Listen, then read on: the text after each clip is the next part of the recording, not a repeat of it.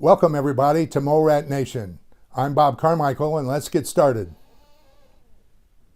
Testosterone for Longevity, Part 1, Zombies. The big news in life extension these days is zombie cells, senescent cells that no longer are dividing and are giving off harmful chemicals called SASPs. Why does this happen? Because our thymus gland in our 50s turns to fat. Our immune system stops cleaning up these zombie cells in our 60s and 70s. There are a number of clinical trials underway that will take many years to complete that will help us get rid of these zombie cells. Some of them include vaccines to help the immune system locate the zombie cells, treatments to rejuvenate the thymus gland, and senolytic drugs to kill the zombie cells. These protocols won't be ready for a number of years, but these listed below are available now.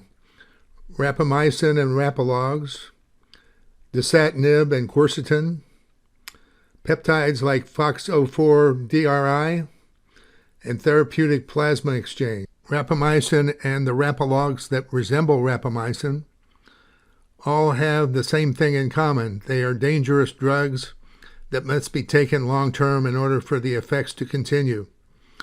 Dasatinib and quercitin. Dasatinib is a dangerous chemotherapy drug. Quercitin is an over-the-counter supplement. I'm very hesitant about taking a chemotherapy drug to improve my lifespan. Peptides like FOXO4-DRI seem to work pretty good, but when I talked to a doctor about them, he said that when he tried it, it turned his stool black. And I asked him if that was from blood. He said he didn't know, but he thought so. But the best way I know to get rid of these zombie cells is therapeutic plasma exchange. Therapeutic plasma exchange involves replacing all of the plasma in your body with saline and albumin. This is an expensive procedure that costs $5,000 per treatment, and you need 4 of these treatments a year. When I asked my wife if this was a good idea, I can't tell you what she said, but I can tell you this, it was not a ladylike thing to say. Needless to say, I haven't tried that. So what did I decide to do? Since TPE is so expensive, I decided to donate blood 6 times a year. Why this approach? Blood donation is a safe and free way of lowering senescent cell levels. It's government supported and good for my community. Okay, but where does testosterone fit into this protocol? Well, when you donate blood 6 times a year, your blood cell count and your hemoglobin tend to drop each time you donate. You cannot donate when your hemoglobin level drops below 13. You can supplement with vitamin B12 and iron, but these will probably not be enough to raise hemoglobin. The only dependable way to raise hemoglobin is supplemental testosterone. It's not the only reason I take testosterone, but it's one of the big ones. There are several other benefits of supplemental testosterone.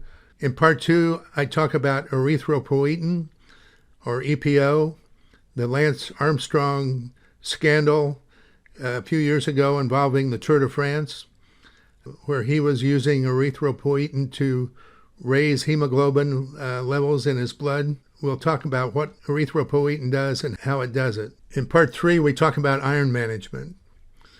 There doesn't seem to be any good way to manage iron except through blood donation. We'll talk about why that's true and what you can do about it.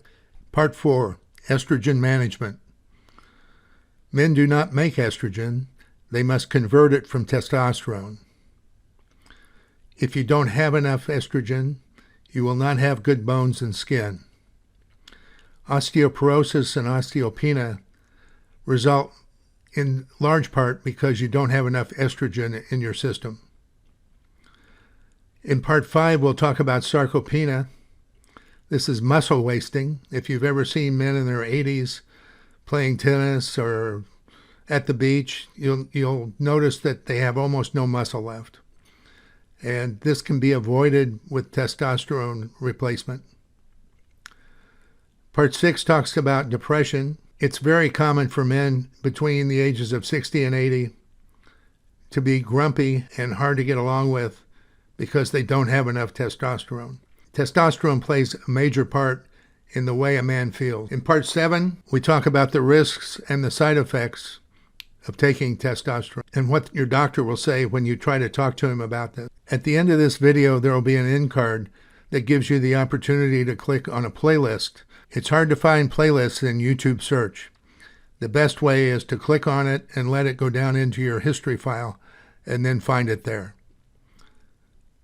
Thanks for watching.